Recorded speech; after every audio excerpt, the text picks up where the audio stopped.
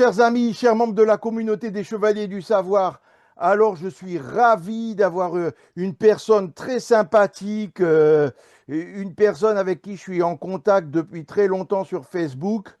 Bon, c'est un peu vieillot Facebook. Je sais, beaucoup disent que maintenant ils sont plus sur, je crois que c'est Instagram qui est plus moderne mais enfin ça fait longtemps. Mais d'ailleurs, elle est déjà passée sur la chaîne.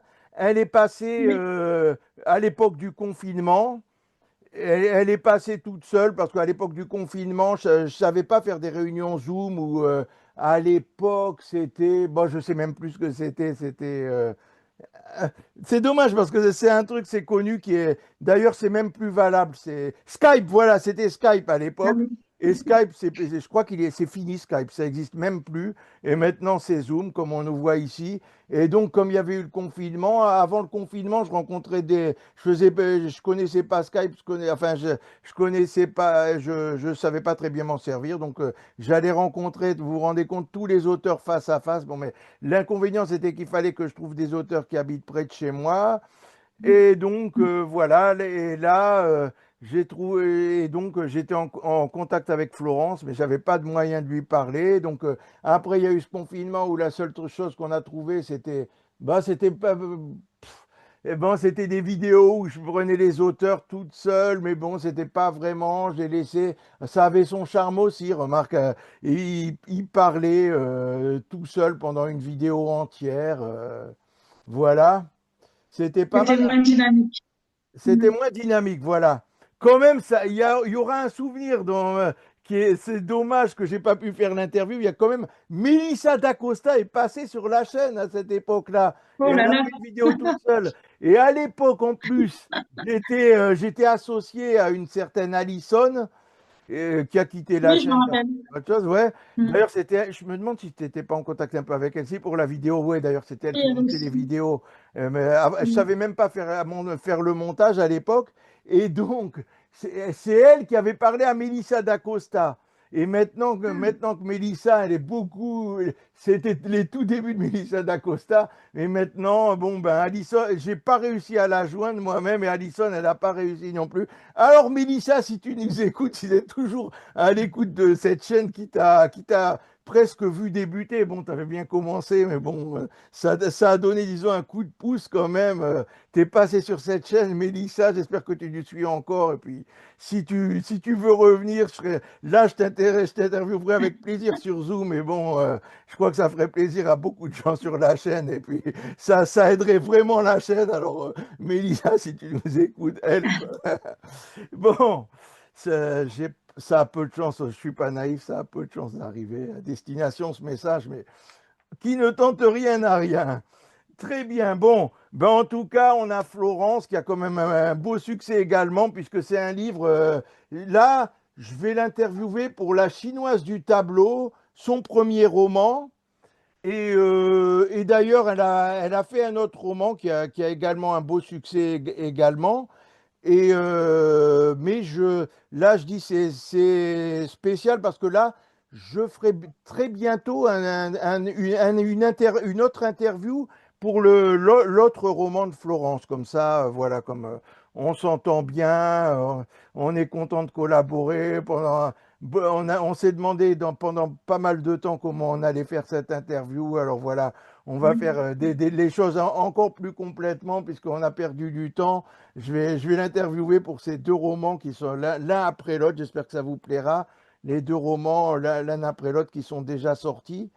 Mais tu n'as pas sorti que ces romans. Tu as fait également des nouvelles. Tu peux nous dire tout ce que tu as fait un peu? Alors, ben, j'ai écrit, bon, après La Chinoise du tableau, j'ai écrit L'écho de nos jours, Ouais. qui est sorti chez M Plus Édition, comme La Chinoise du tableau. Et ensuite, j'ai aussi participé à des recueils, des anthologies, hein, avec plusieurs auteurs, où j'ai écrit des nouvelles. Donc, notamment Le pendentif de Jade, qui est paru dans un recueil qui s'appelle Nos lettres d'Asie. Je rencontre des auteurs francophones, c'est un éditeur franco-américain qui promeut la littérature francophone dans le monde. Et ma dernière nouvelle, qui est sortie tout récemment, a été publiée dans ce recueil. Méditerranée, rives et rêves, toujours chez Rencontre des auteurs francophones. Voilà, alors je vous remonte, je ne l'ai peut-être pas bien montré, la chinoise du tableau. Bon, alors je vous dis quand même quelque chose, chers spectateurs, c'est la première fois que ça m'arrive et je vais vous le faire partager quand même, parce que si c'est pas super, super, enfin bon, je pense que je vais le refaire bien quand même, mais je vous le fais partager parce que c'est un peu bizarre pour moi. C'est la première fois que ça m'arrive. On a déjà fait un peu fait la vidéo. Donc il y a des questions qu'on s'est déjà posées, c'était très bien parti. Florence était très contente et tout en plus. Mais là pour une fois, comme ça fait quelque temps, ça fait plusieurs mois que j'avais pas été sur Zoom, là j'ai fait une erreur terrible. Je me taperai sur la tête pendant longtemps si ça ne tenait qu'à moi. J'ai pas enregistré la première, donc c'est un Oui. peu marrant pour nous. On est en train de refaire ce qu'on a fait, donc je vous le fais partager. Ce sera une bonne rigolade. Il y a eu quelques autres choses comme ça qui sont arrivées. Et notamment, c'était avec Sophie Floreani qu'il y avait une prise qu'on n'arrivait plus, qu'on a refait plusieurs fois, mais ça c'était en direct, mais je ne sais plus pourquoi, mais on a fait une prise 15 ou 16 fois sur la vidéo, il y avait quelque chose qu'on n'arrivait pas à faire, et voilà, il y a des petites choses comme ça, et là, ça nous fait bizarre de refaire, mais bon, et comme ça, je vous fais partager l'anecdote, et ça fait un moment sympa que vous connaissez aussi, et comme ça on le partage avec vous, c'est très marrant, voilà. Et ça nous fait bizarre des fois de refaire des choses alors qu'on vient de les faire, mais bon, c'est pas grave. Autrement, où on en est, ouais, la chinoise du tableau, où on en Oui, était donc oui, on en était à dire que j'avais écrit deux romans et deux nouvelles publiées et qui se passent dans plusieurs pays, qui ouais, se dans passent plusieurs dans. pays. Alors là, mais là, et il y en a une autre qui se passe en Asie, et je crois que tu as une vraie passion pour l'Asie et peut-être même pour la Chine en particulier. Est-ce que c'est Oui, plus alors l'Asie ou plus la Chine ou c'est plus la Chine parce que je connais mieux la Chine. J'étais attirée par la Chine depuis toute petite. Je sais pas quel a été l'élément déclencheur, mais en tout cas, ça ne m'a jamais quittée de toute ma vie. C'est même revenu en force quand j'ai écrit La Chinoise du tableau. J'aime les saveurs, les couleurs, la culture, la musique, ben, tout me touche euh, dans l'Asie. Mais je connais plus la Chine puisque j'y suis allée. J'ai fait du chinois pendant mes études. Et pendant mes cours de chinois, on nous parlait aussi de la culture et de la civilisation chinoise. J'avais une prof qui était extraordinaire, que j'ai retrouvée d'ailleurs après la sortie de la chinoise du tableau. J'ai remué ciel et terre pour la retrouver parce que je voulais ah la ouais. remercier pour son enseignement et je voulais lui offrir mon livre dédicacé. Et depuis, on se voit régulièrement dès qu'elle rentre de Chine parce qu'elle travaille en Chine à Shanghai. Et dès qu'elle rentre, qu'elle passe par Montpellier, on boit un petit thé ensemble et on se revoit. Donc, je suis attirée par l'Asie en général, hein, mais je connais plus particulièrement la Chine. Ouais, donc voilà, la chinoise du tableau. Alors, que dire sur la chinoise du tableau? Alors, c'est plusieurs choses. Toi, je sais pas si toi tu pourrais le définir, mais c'est un peu un thriller parce qu'il y a du suspense. C'est un peu aussi, il y a du fantastique aussi, parce que ça traite pas mal de la vie après la mort. Comment toi tu t'en parlerais? Comment tu le définirais un peu? Alors, j'ai beaucoup de mal quand on me demande de préciser le genre de la chinoise du tableau, le genre littéraire, Ouais, ouais, c'est ça, parce le genre qu'il littéraire, ouais, est classé en c'est ça. littérature générale. Voilà, il est classé en littérature générale parce que il n'y a pas de genre précis assez développé pour le ranger dans un genre. Mais effectivement, il y a le côté un peu page-turner d'un thriller, mais bon, c'est un bien grand mot parce qu'il n'y a pas de mort, il n'y a pas de blessés. Enfin voilà, euh, c'est pas du tout arrangé dans le thriller. Bon, mais il y a quand même un suspense, on a envie de savoir, il y a un mystère en fait, c'est plutôt un mystère, on a envie de connaître, de savoir ce qui se passe quant à ce tableau. Et, euh, et il y a aussi de l'amour, mais sans que ce soit de la romance. Hein, c'est pas vraiment le sujet principal, même s'il est en toile de fond tout le long du livre. Il y a aussi du culturel et il y a aussi effectivement un petit peu de fantastique, légèrement. Ça surfe à la frontière de la réalité, à la frontière du fantastique, pour ces questions-là, de déjà vu, de vie après la mort ou pas, mais sans qu'il y ait de réponse apportée. C'est assez diffus. Voilà, c'était intentionnel, puisque dans la vie, on ne sait pas ces choses-là et qu'on n'en est jamais sûr. Donc Ouais. voilà, il y a une petite porte qui s'ouvre Toi, tu n'as jamais eu des sur expériences un peu l'irrationnel. paranormales, parce que ouais, c'est sur la vie avec la mort ou des impressions de déjà vu, des trucs comme ça. T'as jamais eu ça, toi? Oui. Non, j'en ai pas vécu vraiment personnellement. Par contre, ça m'intéresse beaucoup. Je me suis beaucoup documentée là-dessus. Alors, j'en ai eu un peu des petites choses où on se dit, est-ce que c'est un hasard quand même? C'est troublant. Des choses qui se produisent au bon moment, des rencontres qui se font quand c'est le moment, ou des gens qu'on croise, qu'on revoit. Bon, bref, des choses comme ça où on se dit, est-ce que est-ce que c'était un hasard ou est-ce que la vie fait bien les choses, la vie, enfin, je sais pas comment on pourrait l'appeler, l'univers, le destin, j'en sais rien, je sais pas quel terme, mais en tout cas, voilà, moi je suis pas très religieuse, même si j'ai été élevée dans une religion, la religion catholique, mais je suis sûrement imprégnée parce qu'on est imprégné même culturellement, mais je suis pas religieuse, j'ai pas la foi. Mais par contre, j'aimerais croire à quelque chose après, que tout ne s'arrête pas là. Alors, Mhm. j'aime bien creuser ce thème-là et mes personnages aussi. Et de temps en temps, ben, je leur fais faire quelques entorses avec la Ouais, ouais, réalité. mais c'est de la spiritualité un peu tout ça. Ouais, c'est vrai que, et d'ailleurs, d'après ce qu'on sait, Oui, ce il y a un serait. côté spirituel. Oui, oui. Et toi, t'es pas très spirituel. Peut-être en lisant le livre, j'aurais Sans que ce pensé. soit de la spiritualité à l'état pur, hein, oui. T'es pas. Si je suis spirituelle, je pense que je suis quelqu'un de très spirituel. Mais comment dire, ce n'est pas rangé dans les cases. Voilà, c'est Ouais. pas. Ouais, Je me questionne. Voilà, je suis c'est en une histoire, questionnement. c'est une question, et beaucoup pensent qu'il y a une réincarnation, qu'il y a la réincarnation, c'est très. Quand on entend des médiums et tout ça, il y en a beaucoup qui croient en la réincarnation, et ce serait Voilà, plus moi, ça que. je crois pas, mais j'aimerais, je trouve que ça serait bien. Voilà, c'est vrai que c'est quelque chose qui m'interpelle et que j'ai envie de creuser dans ma vie. Euh, je pense qu'on a tous besoin de savoir d'où on vient, où on va. Voilà, c'est des choses qui m'intéressent. Ouais, ouais, on a tous ces choses-là. On a tous des anecdotes là-dessus. Et Oui, le livre a été traduit dans plusieurs langues alors. et oui, j'ai eu la surprise de voir que il a été traduit en anglais aux États-Unis par les éditions Harvard Square. C'est un éditeur, enfin, c'est des anciens élèves de Harvard qui ont créé une maison d'édition.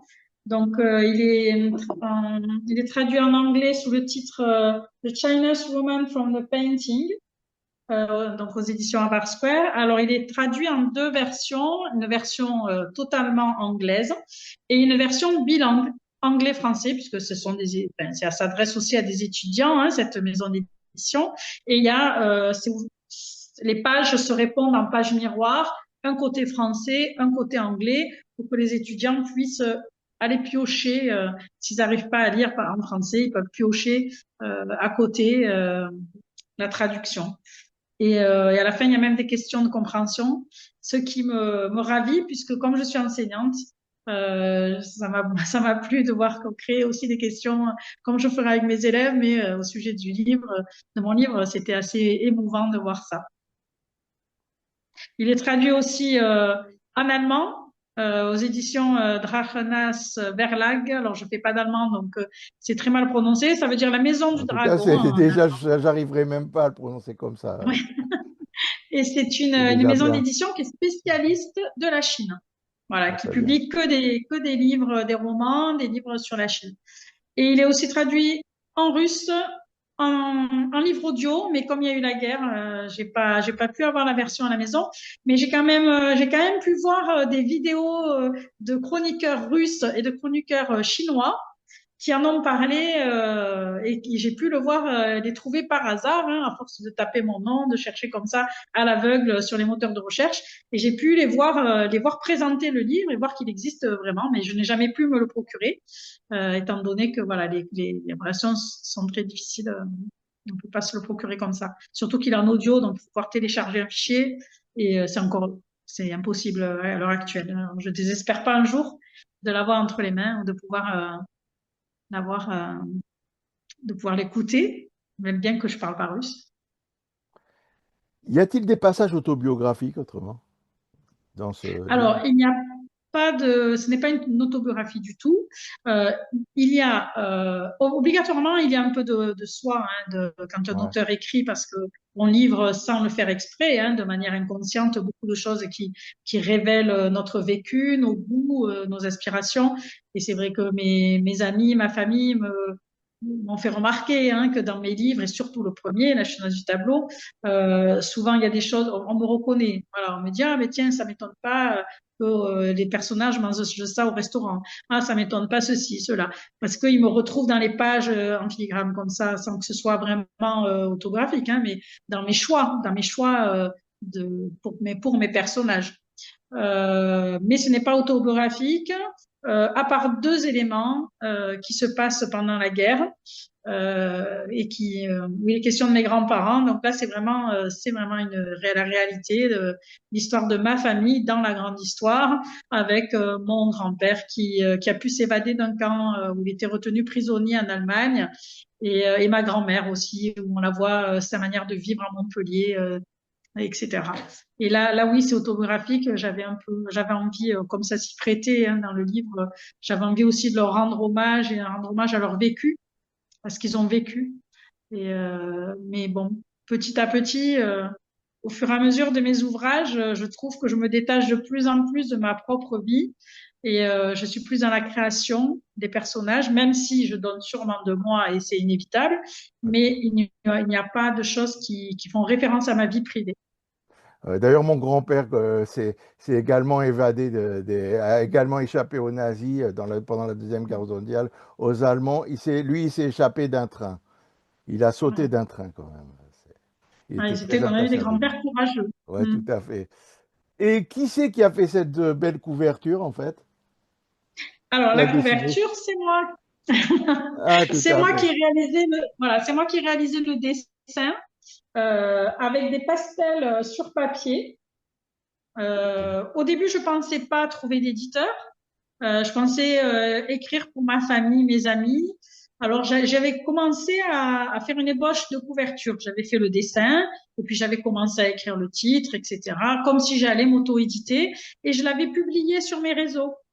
Et quand bon, mon éditeur m'a appelé, il m'a d'ailleurs appelé sur Facebook par Messenger parce qu'il avait entendu parler de moi parce que mon roman était arrivé troisième pour le prix des éditions Félicitations. Charleston et David de Cabourg. Ah ouais, d'ailleurs, tu as gagné plusieurs prix et même tu en as eu un dimanche, je crois bien, pour celui-là. Oui, dimanche j'ai reçu le prix, ben, justement pour cette couverture. Le public d'un salon du livre l'a récompensé pour la couverture. Ouais, j'ai eu le prix du titre, du meilleur titre et couverture. Ah, super, Et félicitations. donc ça m'a fait d'autant plus plaisir que j'avais réalisé le dessin moi-même, moi qui dessine pas. Voilà, c'était très très surprenant. Et pour mon deuxième roman, mon éditeur m'a demandé de refaire un dessin. Voilà, donc ça a donné Ah ça. ouais. Il Ça l'a ressemble voulu un petit peu, aussi. mais bon, Ça c'est a la dû même lui personne. plaire. Ouais. Donc Je suis pas l'éditeur, très c'est. douée en dessin, je me sens quand même plus à l'aise dans l'écriture parce que Ouais. dans l'écriture, on peut changer des mots, on peut refaire, on peut réécrire, alors que dans le dessin, il suffit d'un trait et tout peut être fichu. Ouais. Voilà, et on peut pas effacer, on peut pas, voilà, et ça me gêne un peu. Je trouve que Euh, la Il matière, c'est faut quelque chose, alors commencer que le les mots, dessin ou plusieurs fois quand on a le temps bon, quand on fait ça. Bon, en parlant d'éditeur, ouais, je l'ai pas dit, c'est M plus édition, donc c'est ça, exactement. C'est un éditeur lyonnais, un éditeur lyonnais, M plus édition, c'est Marc pas ça. Dutheil. C'est Marc Dutheil, ouais, son nom, M plus. Oui. Très bien, très très bien. Et t'as d'autres projets d'écriture en cours? Alors, j'ai commencé à écrire un troisième roman. Ah, Qui très est en bien. cours. Là, voilà, j'y suis, mais je prends mon temps parce que de toute façon, je prends toujours mon temps pour écrire des livres. Vaut La mieux, chinoise ouais. du tableau, j'ai mis 3-4 ans, l'écho de nos jours 2 ans. Il faut dire qu'il y a un gros travail de recherche dans mes ouvrages. Je me documente beaucoup. et puis j'aime bien chercher le juste mot. Les relectures n'en finissent plus. Il faut toujours voilà, que j'améliore quelque chose. J'ai beaucoup de mal à rendre le livre. Il faut qu'il soit, que je le trouve parfait. Donc ça prend un temps fou. Et même là, je les relis plus une fois qu'ils sont publiés parce que je verrai toujours quelque chose à améliorer, à changer, à dire autrement, à enlever. Voilà. On n'en finirait jamais. Mais il y en a beaucoup en plus qui refont, alors ils publient le livre une première fois et après ils refont le livre d'une autre façon, enrichi, Ah etc. oui. Mais bon, après, mais c'est vrai que pour nous, ça veut dire, c'est nous demander d'acheter ce qu'on a déjà, mais avec un petit plus, c'est Oui, pas, c'est pour le ouais, lecteur, pour oui, le c'est moins lecteur, intéressant. bon, enfin, ouais, ça peut Surtout être s'il y a eu intéressant beaucoup de pour soins. certains. Il y en a, ça Une marche. fois que, ouais, une fois que qu'on connaît le dénouement, voilà, il y a moins d'intérêt des fois. Ah Mm. ouais, mais après, ça peut être des livres qui sont en 50 tomes et on publie le premier tome différemment du premier tome et après on en est au tome 28 et ouais, Eh oui. je vois ça, oui, que donc un livre pas fini, on republie. Même je crois que j'ai vu que des trucs comme ça. Non, Mais en tout cas, mes deux premiers ouvrages et le troisième aussi ne sont pas des suites, ouais, non ouais, rien, ils c'est sont pas. indépendants les uns des autres. Il n'y a même pas les mêmes personnages. Ça se passe pas dans les mêmes pays, puisque la chinoise du tableau, ça se passe en Chine. L'écho de nos jours, ça se passe à Bali, en Indonésie. Et le prochain que je vais écrire, il y a une partie, ben, voilà, il y a quand même des parties qui se passent en France, hein, dans les deux, hein, dans les Ouais. trois. Hein. Mais le troisième, il se passera en Thaïlande et Vietnam un petit peu aussi. Et donc, tu penses que ça va rester comme ça, qu'il n'y a pas, à un moment, il n'y a pas des personnages de ton premier roman qui pourront rencontrer des personnages de ton troisième roman?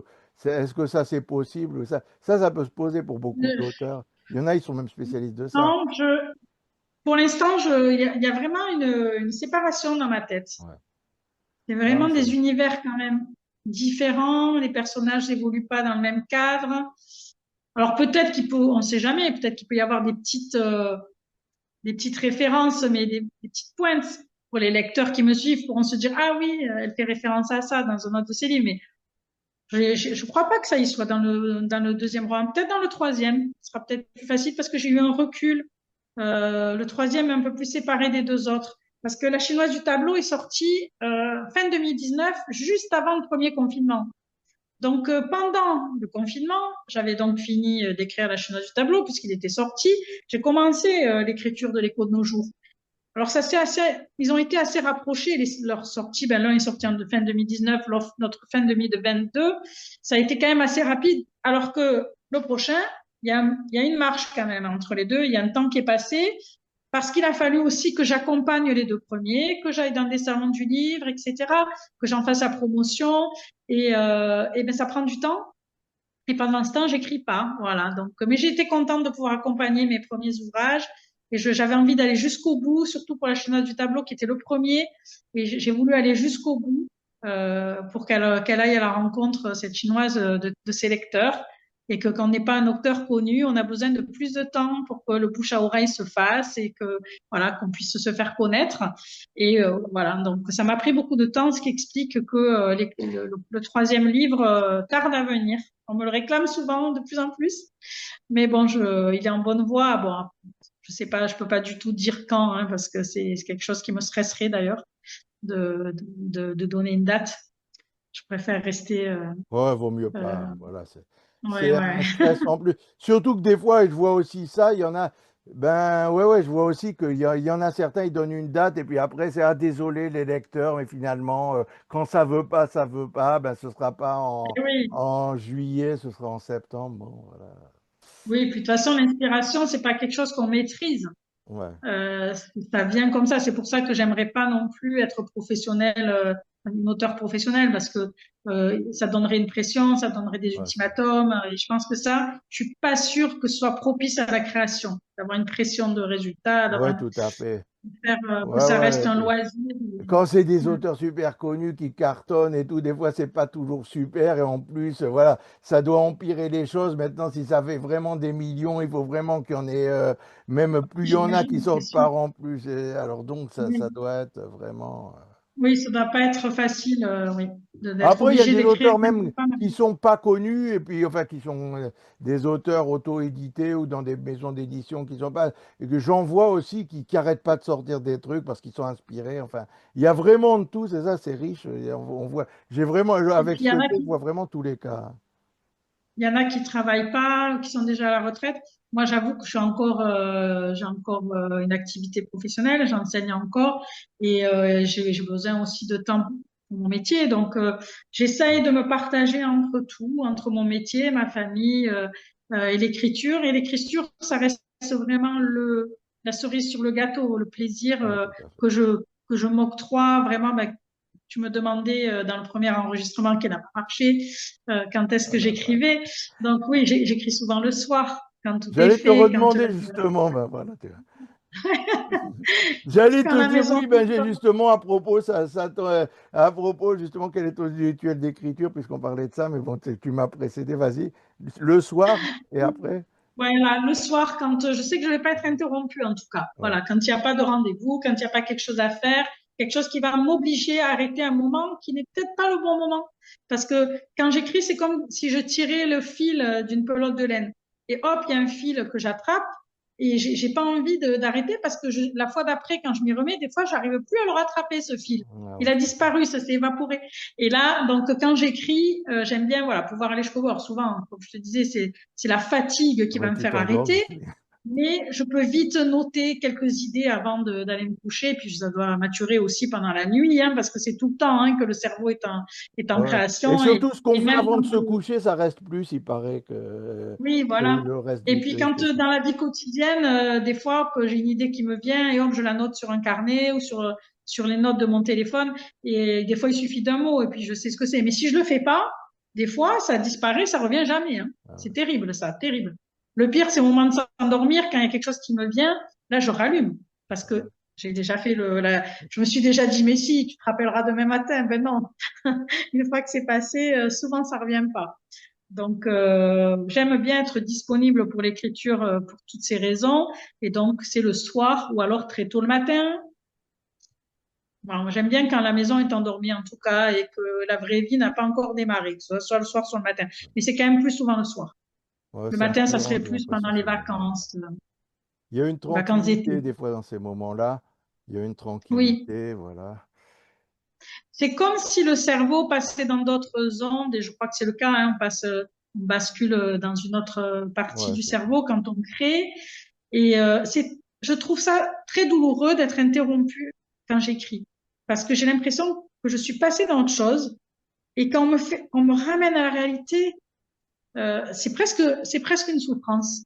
Mm. Et Ouais, c'est je pour ça comprends. que j'essaye de faire en sorte d'avoir au moins 2, 3 heures devant moi. Si j'écris en journée, j'essaye d'avoir au moins 2, 3 heures devant moi pour au moins voilà aller jusqu'au bout de ce que j'ai envie d'écrire à ce moment-là et voilà aller au moins jusqu'au bout de quelque chose et pas d'écrire pendant 10 minutes, ça va pas, ça me va pas. Par contre, quand je suis dans la phase de correction, là effectivement, je reprends mon livre à tout bout de champ. J'ai 5 minutes pendant que le repas cuit. Hop, je regarde et je relis un petit paragraphe et j'essaye d'améliorer. Voilà. Là, après, quand on n'est plus dans la création, j'ai pas vraiment de routine de soir. C'est n'importe quand, dès que j'ai un moment. Très bien. Et justement, alors une avant-dernière question ou avant-avant-dernière question qui me vient. Tes élèves, tu leur dis que tu écris, ils sont contents, enfin ça leur plaît ou ils savent Alors pas? oui, je leur ai présenté mes livres parce que je trouve que c'est très important de leur dire que n'importe qui peut écrire, même leur maîtresse, voilà, Ouais. n'importe qui peut écrire et que c'est pas réservé à des personnes inatteignables, voilà. Donc je leur montre, je leur explique comment j'ai fait pour la couverture aussi, comment je m'y suis pris. Bon après ils peuvent pas le lire parce qu'ils sont trop petits et que c'est quand même des livres qui sont des livres qui s'adressent à des adultes.